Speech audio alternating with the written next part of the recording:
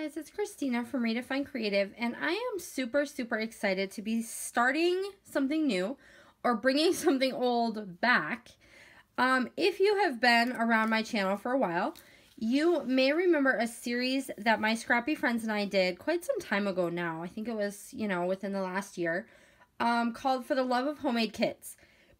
And basically, we took a common inspiration and built a kit out of all of that, and then we each shared with you every week what we were creating with our kit and how it kind of tied in with that inspiration.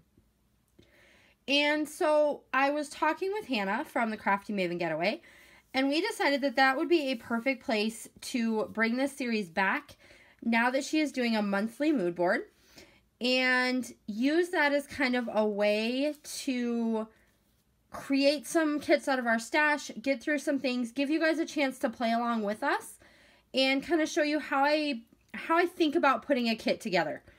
And so the mood board for this month over at the Crafty Maven Getaway looks like this. And so you can definitely make sure that you check out the Crafty Maven Getaway YouTube channel and also the blog and Facebook group, because that's where you're going to find a lot of really great information. So when I very first started looking at this mood board as a whole, I am looking for a few different things. So I have my color palette here. So this is going to give me a starting place. This does not mean to box me in that these are the only colors in my kit. And you're going to see how that kind of veers off in a different direction once I show you what I included. The other thing that I'm looking for is I have this really bold, really fun geometric pattern. And so I'm going to show you the elements in the kit that kind of came from there. And then down here at the bottom, we have a bunch of pictures that are kind of giving us a mood or a feeling for the kit. And so you don't have to include all of these things in every single layout. All this is going to do is guide me. It's going to say, okay, throughout the month of January with the kit I built for my stash, I'm going to work with these types of colors or these types of patterns. Or maybe I'm going to do something with like wreaths and leaves. Or maybe down here I have some like sea glass and some transparent elements, some metal, hanging elements, something like that. Some place here as well, you've got some hanging and some banners. You can look at this one and say, hey, I've got either some wildlife, or this could be like a watercolor sketch. Like here's maybe my mixed media element. What types of mixed media am I going to bring into this kit? So really this is just giving you a jumping off point. And that's all I use this for, was a jumping off point for my kit. So when you take this and compare it to my kit, and you can do this after as well, you're going to see certain elements are very much tied to this, and certain elements kind of go off in a different direction. Because I'm one of those people, if I took just this and used only this for the entire month, I would make about 2 projects and then I'd be sick of it and be like, no, I want something different. So I've taken this as my starting spot, and then there are some places where I veered off a little bit to give myself options. So let's go ahead and look at what I have pulled out to include in my kit. And I really hope that you will also build a kit and kind of play along this month, because it's going to be a lot of fun. So one of the very first things I did is I knew I was working with a certain color palette, and I knew that I wanted to get this pattern in there. And as soon as I saw this, I knew that I had, and I'm going to kind of dig around here, I knew that I had this particular lace paper. And this is from Heidi Swap, and it's pretty old. I've had it for quite a while in my stash and haven't done anything with it. So it's not an exact match, but this immediately triggered this in my mind. It's been in my stash forever. So I'm super excited to work with it, play with it, and get it on a page. So this was the very first thing that I knew I had to have in my kit. I'm going to move off here a bunch of the embellishments, and then we're going to kind of start from the paper, because that is where I started, was from the paper. I always add all my other little elements last. So let me just throw things around here. All right, so the next place that I went is I wanted a more literal geometric interpretation here. So I went searching for cut files, and I found this one from, I believe this is from Just Knit Studios. And if I have the thing, I'll link it down below in the box so that you guys can find it if you want to print this out. Because this is a literal match for the mood board. So definitely, if you're interested in creating a look with a cut file, click in the box down below so that you can go and find this one because it's a perfect match. And so I knew that I had to have this in my kit. Not just buying the cut file, but creating it ahead of time is huge for me. So if I've already created it, I'm much more likely to use it. Are you guys like that? Like, once it's on my computer, that's great, and I have it and I know it's there, but I totally do not go back for it. So instead, I cut it, it's ready to go, it's in my kit along with everything else. So now I know that I'm actually going to use this. So we have a couple of different papers that way. Then I start looking at the colors, and I have this mustard color, and I know that this isn't going to be the main color in my kit. I know that the blues are going to be the main focus, and this is going to kind of be a pop of color or a secondary. So when you look at the papers I've picked, you see that it kind of plays that role already. So just looking at the papers as a whole, I have a little bit, I have one pattern paper of that mustard, and then I have a little bit of that yellow up in this pattern paper, but that's basically it.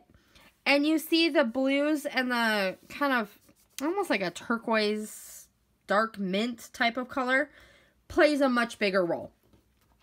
And so all of these were based off of this color palette to start with. And so some of the first ones I pulled were the blue and the yellow. So those were my first three, and I'll go through and show you each of these real quick here in a second. Then I knew that I needed to pull in more of a neutral, and the neutral over here is this gray color.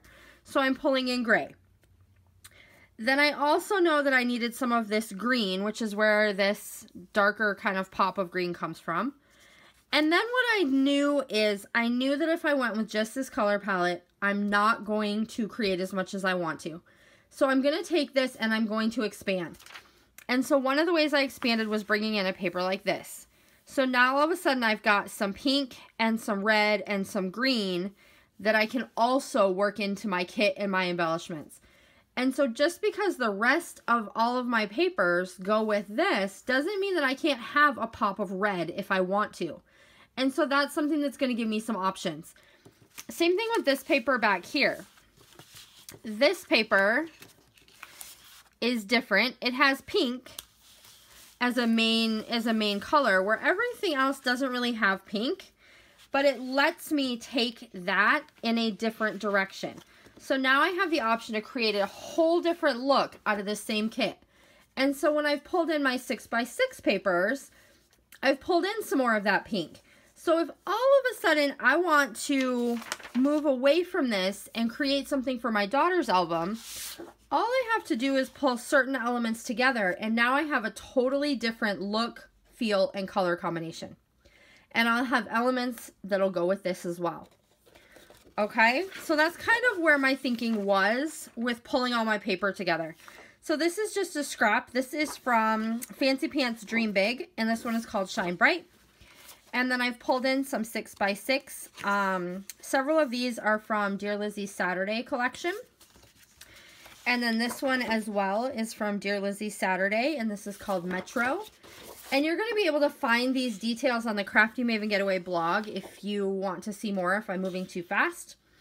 This is my mustard with my light kind of floral detail there. And it has a very, very pale pink. I don't know if you guys can see that so well. With a little subtle pattern on the back. And this one is from Felicity Jane's Sophie.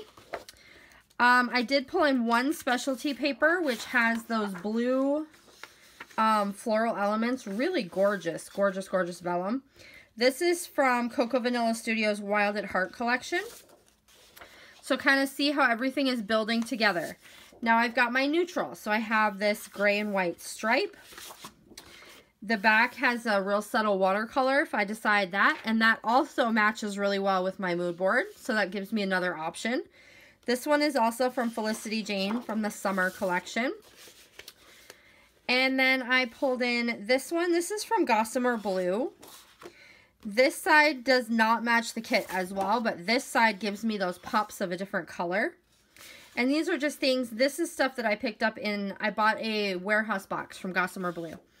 All right, this one is from the Sophie collection, also from Felicity Jane. but it's going to give me options because either side, see how this is going to work here, or this is going to work here. So I have options that are going to work, and I can expand my pattern paper because the back sides are going to work too.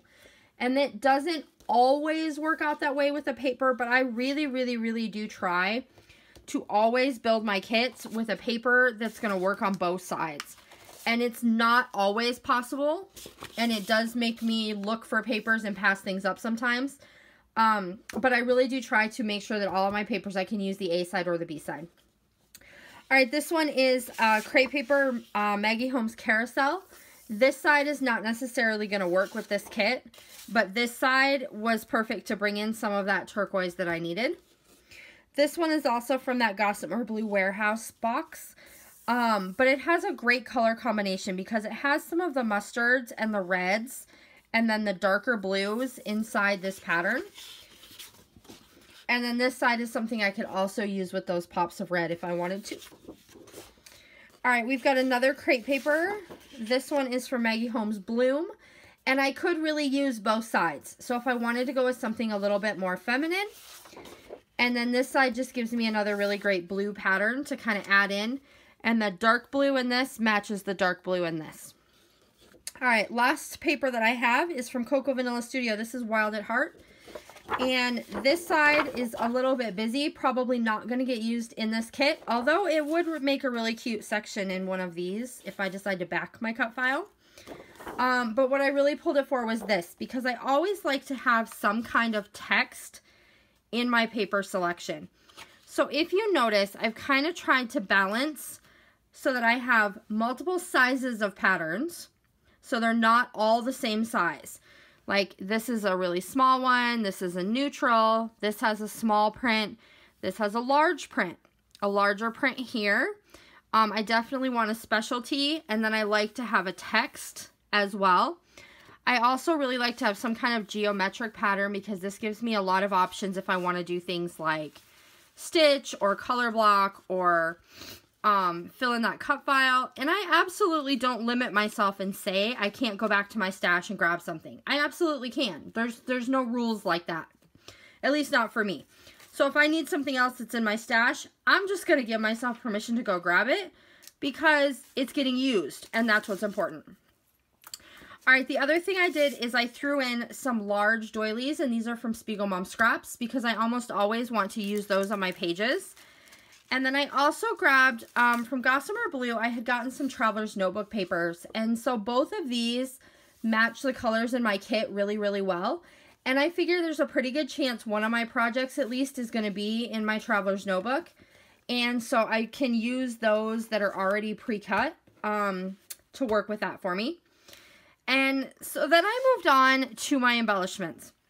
And I pulled out just 2 different alphabets that I wanted to use. One is this kind of dusty blue, and this is a Hip Kit Club alphabet, and that's a puffy sticker. And then I pulled in this kind of bold navy alphabet from Gossamer Blue that is a flat sticker alpha.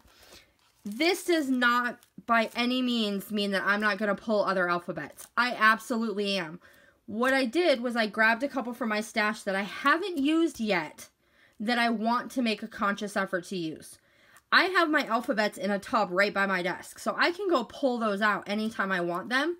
These are 2 that I know in my head, hey, you've had these a while and you haven't touched them. Let's get them working for us. Okay, let's get them in action. All right, I also pulled something brand new that I have picked up in the last couple of weeks, and these are from Prima. And so they are Sweet Sprigs is this stamp set that has all these little sprigs of like leaves and florals. And it goes really well, especially with this yellow paper. So I definitely want to try playing with those. And they're new, so I'm excited to use them. Whereas a lot of this stuff has been in my stash for a while. Throwing in something that's brand new really makes a big difference in me wanting to use the kit. So then the second piece of this that I got is this Build a Wreath. And so I haven't played with this yet, but the idea is that you can repeat this to create a circular wreath behind your photo, in your background, however you want that to work. And I am really intrigued with this idea. And I definitely want to play with this. So just got it, haven't used it yet, super excited about it. So adding that to my kit is going to make me want to pull out this kit and bust through the stash and make some really cool pages. All right, so that's what I'm thinking about so far. One of the techniques right now that I have been using a lot is hand stitching on my pages. And so if you follow my channel, you know that I'm stitching on a lot of things. So it's important to me for this kit to have pulled out already all the colors of embroidery thread that are going to match the colors in my kit. And I'm going to throw these right in the bag with my kit. So I have like a big, it's a heavy duty plastic bag. I'll show you a little one here. I don't have the big one right here on my desk, but a little one, they look like this, and they're like heavy duty plastic type stuff, and they came from Studio Calico, and I have them in 12 by 12 sizes. So I grab one of those and I put all this stuff in it. So already having the matching embroidery thread in it means I am much more likely to make the effort to do some hand stitching because I already have all the colors and I'm ready to go. All right, next thing I pulled from Dear Lizzie Saturday is just some wood buttons and some enamel dots. And I mainly pulled these out not only for the colors because they work with some of the offshoots that I created with my kit, but because I absolutely love these and you can tell I haven't touched them. So they need to go in here because I need to have these on pages. I also pulled out some of the coordinating elements from Gossamer Blue. So you saw that I pulled a couple papers and things from there. I've also pulled some of the chipboard and the enamel dots that match. So this is great because both of these, they give me the colors that are primarily in my kit, the ones that came off of my mood board, but they also give me those offshoot colors where I talked about wanting some pops of red or looking at maybe a really like a light pink or maybe this corally color, where I can take my kit and expand it to something else. So these are great because they're going to give me the colors that are in my kit to go with the mood board and also the colors that I want to kind of expand my kit and make it a little bit different. So that's why they made the cut. Then I grabbed just a bunch of ephemera, and I will likely go back to my stash for even more ephemera because this is not nearly enough for me for 4 layouts. But I just basically pulled things based on colors. So I'm just going to flip through here and kind of show you what I've pulled out so far. And these are all from different collections. If you see one that you're curious about, I can probably tell you what collection it came from. Some of these are from Creekside. Some of them are from Saturday. Lots of different places. But they all kind of match the feel and the colors in my kit. And so then I also pull a few smaller details. So I have a flare badge that matches all of my colors and it has that pop of reddish pink that I wanted. I also pulled 2 sets of sequins from Spiegel Mom Scraps, Sprinkling Kindness and Be True to You. So this is going to give me those yellows, like in this one. This is going to give me more of that dark blue. We've got some stars, a little bit different kind of yellow. Some of that minty green maybe. So this is going to give me some more options as well. And then I also grabbed a couple rolls of washi tape. This one, it's kind of hard to see on screen, but this one it's not black. It's a navy blue with a white stripe, which to me, dark with a diagonal stripe is one of my most used washi tapes. So that throwing in here. And then I also pulled out this one, which is brand new and I haven't used it yet, but I've been wanting to. And it just says Love You More in kind of this yellowy gold color. So I thought that was a perfect match for that mood board as well. When I put a kit like this together, I do not include any mixed media other than my stamps, usually. I have one of the Raskog cards from IKEA that sits right over here off the side of my desk that has most of my mixed media goodies and stencils and texture paste and all of that kind of thing on it. And so I usually don't put mixed media inside the kit itself, but I will make an effort to use it throughout the entire month. And I also, like I said, give myself permission to pull in any other elements that I think I need as I am creating. And so that's going to do it. This is kind of the stuff that I have pulled out to play along with the mood board this month. And so I hope you will also take the Crafty Maven Getaway mood board this month, create a kit, and play along with me because it's a lot of fun.